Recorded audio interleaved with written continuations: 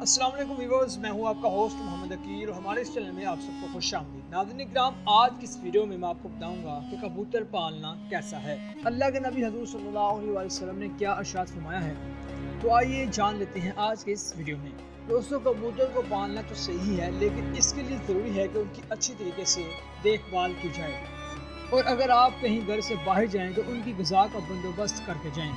Friends, परिंदों को पालना कोई गलत बात तो नहीं है, लेकिन इस बेज़ुबान को अगर ग़िज़ा टाइम पर ना दी जाए तो इनकी बद्दुआ भी लग सकती है। तो दोस्तों, किसी शख्स ने आप सल्लल्लाहु अलैहि वसल्लम से पूछा और इस तरह उस शख्स ने अपनी तन्हाई की शिकायत की, तो आप सल्लल्लाहु अलैहि वसल्लम ने उस शख्स से फरमाया कि एक जोड़ा कबूतर का पाल लो। कबूतर अपने घर में रखो, क्योंकि हज़रत नूह अलैहिस्सलाम ने इसको पसंद फरमाया है, और जिस घर में कबूतर हो उस घर में जिन्नात नहीं आते।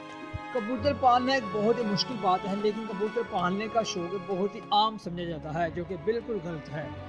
मगर याद रखिए, इसके लिए बहुत ज़्यादा मेहनत करना पड़ती है।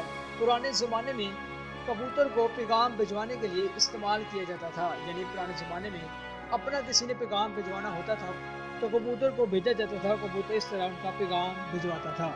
मगर अब ये ज़्यादातर आसमान में उड़ने का काम करते हैं और इनकी रेसें वगैरह भी लगाई जाती हैं। और आपको सबसे अहम खबर देते चलें कि कबूतरों की हेल के लिए यानी रजिस्ट्रेशन के लिए वेबसाइट भी बन चुकी है।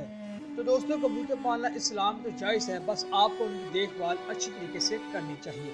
इसी के साथ आज की हमारी वीडियो का अख्तिताम होता है। हम उम्मीद करते हैं कि आपको आज की वीडियो काफ़ी पसंद आई होगी। वीडियो पसंद आने की सूरत में हमारे चैनल को सब्सक्राइब कर लीजिए। तो दोबारा जल्द हाजिर होंगे एक अच्छी नई वीडियो के साथ। अल्लाह हाफ़िज़।